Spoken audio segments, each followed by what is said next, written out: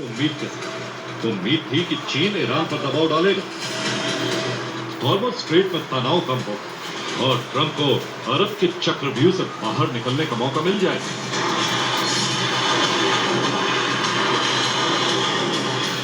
लेकिन चीन यात्रा खत्म होने के 48 घंटे बाद भी हॉर्मुज़ में हालात लगभग वैसे ही बने हुए हैं।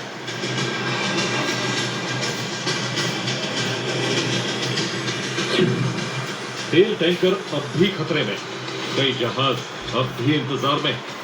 दुनिया के कई देश हॉर्मुज़ से गुजरने की अनुमति के लिए सीधे तेहरान से संपर्क कर रहे हैं। हॉर्मुज़ पर अब पूरी तरह ईरान की शर्तें चल रही।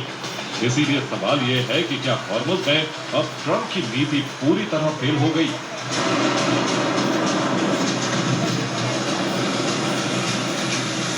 ईरानी सरकारी मीडिया के मुताबिक यूरोपीय देशों ने भी हॉर्मुज़ से जहाजों की आवाजाही के लिए IRGC नौसेना से बातचीत शुरू कर दी। ऐसी ही बातचीत के बाद पहले चीन और फिर जापान के जहाजों के हॉर्मुज़ से निकलने की रिपोर्ट सामने आ चुकी।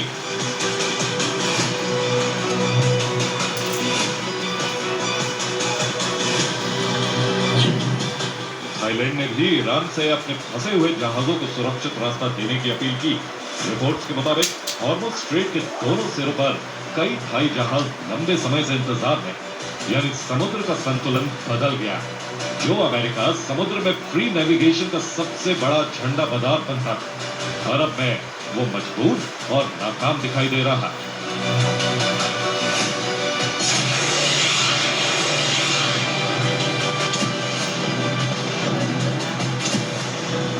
इसकी सबसे बड़ी वजह है कि चीन ने अमेरिका को वैसी रणनीतिक राहत नहीं दी जिसकी ट्रंप को उम्मीद।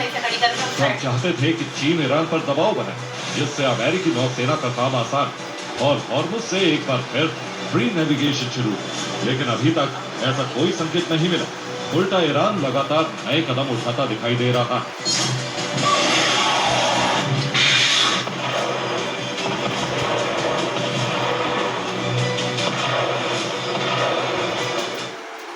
तो डोनाल्ड ट्रंप बीजिंग गए थे इस उम्मीद के साथ कि चीन के जरिए ईरान पर दबाव बनेगा और हॉर्मुज़ संकट में का रास्ता निकलेगा।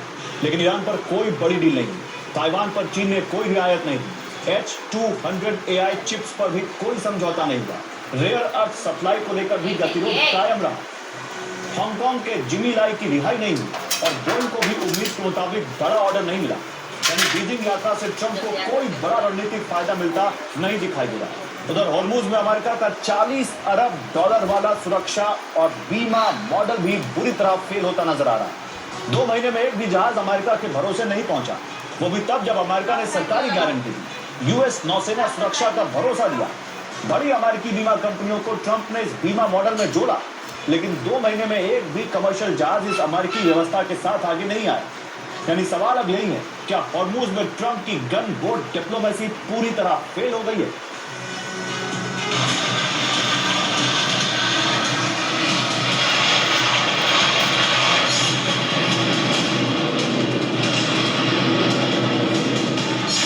यानी हॉर्मुज़ में ट्रंप की गन बोट डिप्लोमेसी ध्वस्त हो चुकी।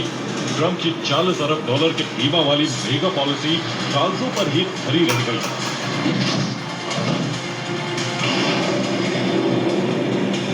लेकिन अब ईरान ने भी ऐसी ही अपनी बीमा पॉलिसी लॉन्च करके हॉर्मुज़ के लिए एक नया ट्रैफिक तंत्र शुरू कर दिया।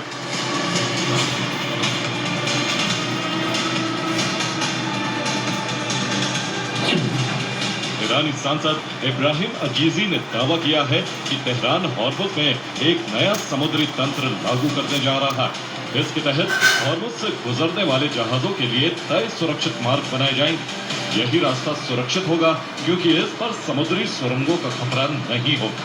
हॉर्मुज़ के नए ट्रैफिक तंत्र में ईरान समुद्री आवाजाही को नियंत्रित तरीके से संचालित करेगा।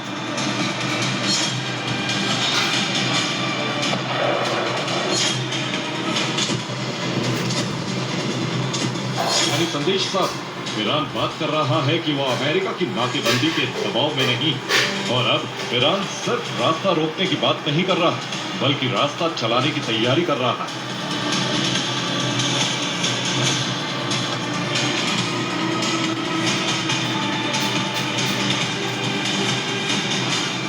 रिपोर्ट्स के मुताबिक ईरान की नई व्यवस्था में टोल देने के बाद भी हॉर्मुज से रास्ता सिर्फ उन्हीं देशों को मिलेगा जो ईरान के साथ तालमेल में हो। बाकी देशों के जहाजों पर कड़ी निगरानी रखी जा सकती है।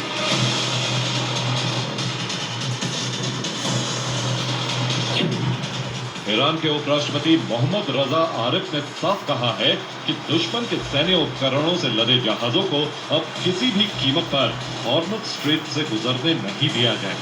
ये बयान सिर्फ चेतावनी नहीं बल्कि समुद्री नियंत्रण के नए मॉडल का संकेत माना जा रहा है।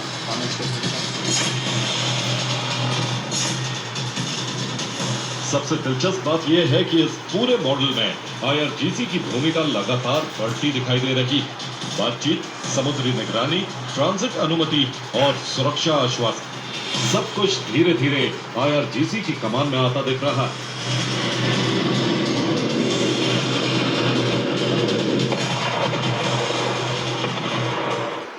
और हॉर्मुज सेफ नाम के प्लेटफॉर्म के जरिए ईरान हॉर्मुज के बीच से अब समुद्री मार्ग निर्धारित करने की बात कर रहा है। जहाजों को डिजिटल बीमा देने की तैयारी की जा रही है। इस बीमा रकम के बदले ईरान युद्ध जोखिम की कवरेज की गारंटी ले रहा है। और सबसे बड़ी बात, पूरा सिस्टम डॉलर नहीं, बिटकॉइन और क्रिप्टो नेटवर्क पर खड़ा करने की कोशिश हो रही है। यानी अमेरिकी बैंकिंग प्रतिबंधों से बाहर एक वैकल्पिक समुद्री व्यवस्था बनाने की कोशिश की जा रही है। इस मॉडल में IRGC की सुरक्षा निगरानी भी होगी और संकेत साफ है कि सहयोगी देशों को प्राथमिकता दी जा सकती है।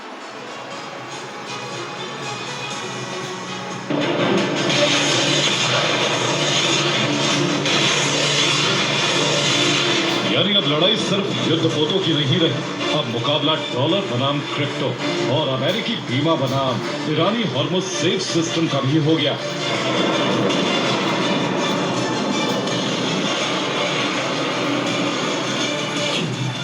तेहरान ने समझ लिया कि अगर भुगतान डॉलर या यूरो में होगा तो अमेरिकी प्रतिबंध तुरंत सक्रिय हो सकते।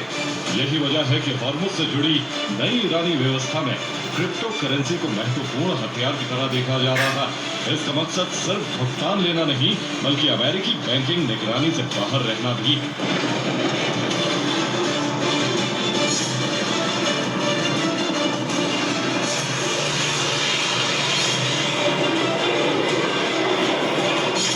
एक तरफ अमेरिका का मॉडल है जो नौसैनिक शक्ति, डॉलर और पश्चिमी वित्तीय ढांचे पर टिका। दूसरी तरफ ईरान ऐसा सिस्टम बनाने की कोशिश कर रहा है जो प्रतिबंधों के बावजूद काम कर सके। और इस बीच दुनिया का सबसे जरूरी तेल रूट फंस गया और ट्रंप फेल साबित हो रहे हैं। Bureau report, TV9 Bharat.